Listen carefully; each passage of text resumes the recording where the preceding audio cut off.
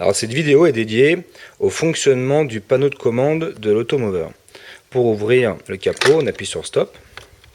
Ensuite, on rentre le code de sécurité que j'ai déjà rentré préalablement, donc je n'ai pas besoin de le refaire ici.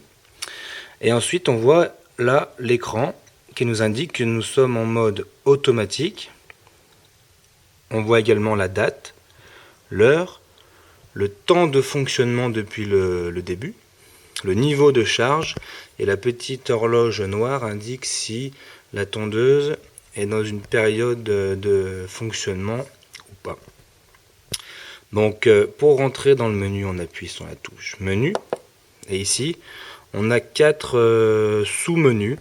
Donc le premier, à gauche, l'horloge, c'est la minuterie. Le deuxième, pour aller sur le deuxième, on appuie sur la petite flèche ici. Donc ça, c'est les paramètres d'installation. Le troisième, c'est tout ce qui concerne la sécurité, donc le code pour entrer dans les menus et l'alarme. Et enfin, les réglages de la tondeuse. Donc on va aller voir tout de suite dans la minuterie. Pour rentrer dans le menu, on clique sur OK. Et la première fonction est la plage de travail numéro 1. Donc si je veux rentrer, je rappuie sur OK. Et là, je vois que de 10h à 19h, la tondeuse fonctionne. Donc je ressors avec la flèche retour. On peut avoir une deuxième plage de travail. Moi ici, je n'en ai pas, mais j'aurais pu mettre la première de 10h à midi et la deuxième de 14h à 19h par exemple. Donc pour modifier ces plages de travail, on se sert tout simplement du pavé numérique ici. Donc vous voyez par exemple si je mets à partir de 10h, mais ici ça m'affiche 10h 00, tout simplement. Donc moi comme je ne veux pas de programmation horaire, je ne valide pas, je ressors directement. Ensuite les jours de tonte, donc ça c'est important également, jour de tonte. Moi j'ai sélectionné lundi, mercredi et vendredi, puisqu'en ce moment il fait assez chaud et la pelouse ne nécessite pas énormément de tonte. Donc si ça avait été au printemps, j'aurais peut-être mis un petit peu plus de jours de tonte. Et enfin en bas, ici, si on souhaite effacer toute la minuterie que l'on a enregistrée. Donc pour ressortir, on appuie sur cette flèche retour, c'est très simple.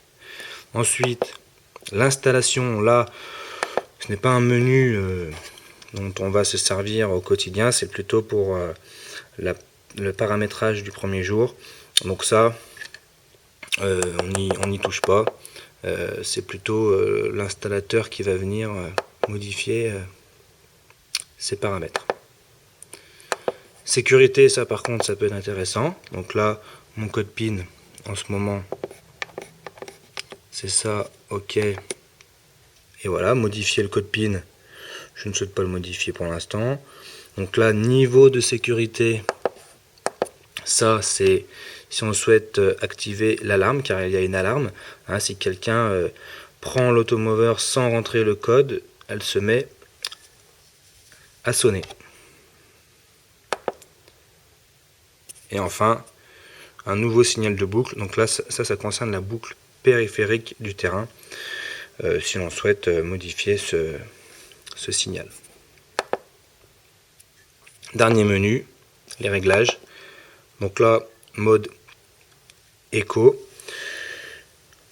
réglage de la date et de l'heure, réglage de la langue, réglage du pays, et là, effacer les réglages. Voilà, vous voyez, le panneau de commande est très simple. Ce qui sert le plus souvent, c'est plutôt la minuterie.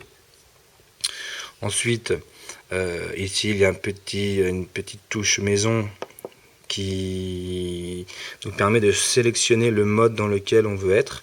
Donc là, le mode automatique, ça veut dire qu'elle va suivre les horaires enregistrés. Si je me mets en mode manuel, bon bah là, si j'appuie sur OK et ensuite sur Start, elle va partir tondre manuellement. Et enfin Home pour la faire rentrer à sa base si on souhaite qu'elle arrête de tondre. Donc moi je reste en mode automatique bien sûr. Et dernière chose à signaler sur ce panneau de commande, ici en haut, on a la hauteur de coupe. Donc on peut régler la hauteur de coupe, vous voyez ici. Moi je suis sur la hauteur de coupe niveau 5, donc la plus haute. Mais je peux baisser ma lame. Et donc tondre encore plus court. Voilà, donc c'est très simple d'utilisation, comme vous avez pu le constater, et tous les réglages se font assez rapidement. Voilà.